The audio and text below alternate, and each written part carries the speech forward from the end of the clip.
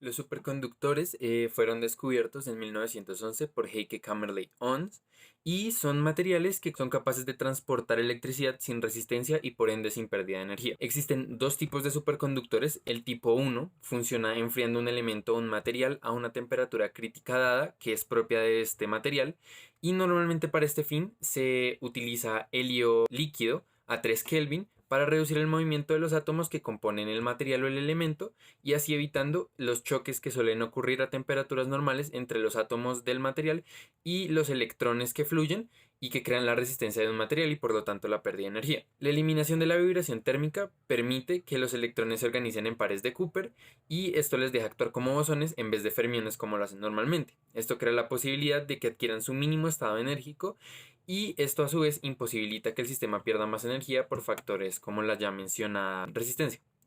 Otra propiedad interesante es que los superconductores, en vez de ser atraídos o incluso no afectados por los campos magnéticos, los repelen.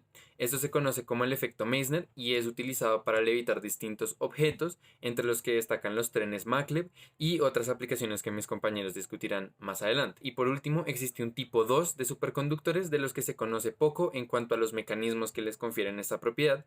Sin embargo, resultan útiles e interesantes para el estudio científico, pues manifiestan la superconductividad a temperaturas mucho mayores a comparación con el tipo 1 de superconductores. Características del niobio titanio, el cual, como bien su nombre lo viene indicando, es una aleación del niobio y del titanio, el cual se utiliza de forma industrial como un superconductor de tipo 2. Normalmente se utiliza como fibras de niobio titanio en una matriz de aluminio o también de cobre. Su temperatura crítica vendría siendo a partir de los 10 grados Kelvin, es decir que a partir de esta temperatura, si lo venimos enfriando un poco más, el material se vuelve un superconductor. En 1962, en Atomic International, TG, Bernil-Court y R.R. Heik se descubrió el alto crítico por campo magnético superior y propiedades de alto crítico supercorriente, densidad del niobio titanio, que junto a su asequibilidad y su fácil trabajabilidad se distingue estas aleaciones a partir de miles de otros superconductores, viene justificando su estado como el más utilizado. El niobio de titanio tiene un campo magnético crítico máximo de unos 15 teslas. Esta aleación son adecuadas para la fabricación de supermagnete que genera unos campos magnéticos hasta de unos 10 teslas aproximadamente. Es importante aclarar qué son los teslas, y los teslas vienen siendo unidades de inducción magnética y se nombran así en honor a Nicolás Tesla en 1960. En cuanto a los usos que nosotros le podemos dar al niobio de titanio son diversos. Por ejemplo, sirve en el reactor de fusión ITER, también cámara de burbujas, el acelerador relativista de iones pesados y entre otros muchos. Pero en el uso en el que nosotros nos decidimos enfocar fue en el tokamak superconductor experimental avanzado, que ya un compañero explicará mejor más adelante. Ahora voy a explicar en pocas palabras cómo funciona la fusión nuclear, que es el proceso inverso a la fisión nuclear. Es parecido a un proceso en química anabólico, en el sentido en el que dos partículas se unen y generan una más compleja, en este caso una más pesada, a propósito de generar energía. Entonces, para que se genere energía está determinado por el peso de las moléculas y pues que la carga de las moléculas sea parecida. Para esto se utilizan partículas que pesen menos que el hierro. En este caso la más significativa es el hidrógeno.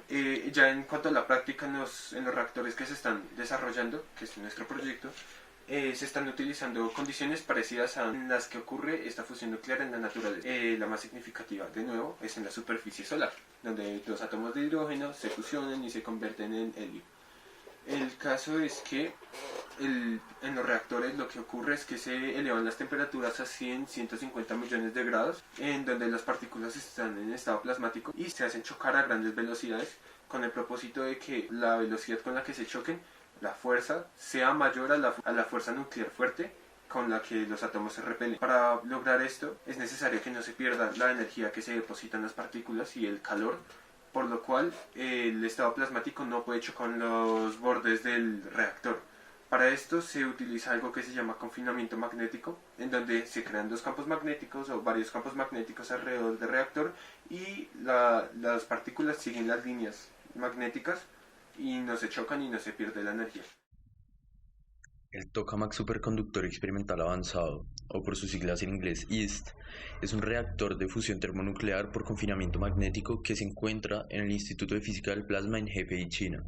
Este es el primer tokamak que utiliza imanes toroidales y coloidales hechos de materiales superconductores de aleación de niobio y titanio. Y ahora ustedes se preguntarán, ¿qué es un tokamak? Bueno, estos son aparatos que obtienen la fusión de partículas generando plasma y mucha energía. El primer tokamak fue diseñado por los científicos soviéticos Igor Tamm y Andrei Sájarov en los años 50. El EAST funciona con una cámara de fusión toroidal, parecida a una dona, en donde se fusionan deuterio y tritio para producir helio plasmático y liberar cantidades absurdas de energía. La pérdida de esta energía se evita con el confinamiento magnético que le dan los campos toroidales, coloidales, helicoidales, junto con todos los electroimanes que los alimentan. Para que los superconductores de niobio y titanio mantengan esta trampa magnética del plasma, deben ser refrigerados por varias criobombas, manteniendo una temperatura crítica. El proyecto EAST se propuso en 1996 y está funcional desde el 2006. En todos estos años ha tenido varios momentos importantes. Por ejemplo, en noviembre de 2018 alcanzó una temperatura de 100 millones de Kelvin, sabiendo que la temperatura del Sol en su superficie es de nada más 5.778 Kelvin. El EAST también dio paso a la construcción de proyectos como el ITER, y se espera que para el 2040 todos estos reactores den paso a la energía más limpia, ecológica y segura de la historia, a diferencia de los reactores de fisión nuclear, que son muy propensos a sufrir accidentes como el de Chernobyl. Ahora mi compañero Hernández va a explicar un poco el modelo que hicimos del EAST. Bueno, aquí tenemos un modelo a escala de un reactor de fusión tokamak, el cual está elaborado a base de materiales reciclables. Este consta de una cámara de forma toroidal o también de forma alterna un cilindro anular toroide, el cual pues básicamente es una rosquilla, pero pues sin extremos para hacerlo mucho más sencillo.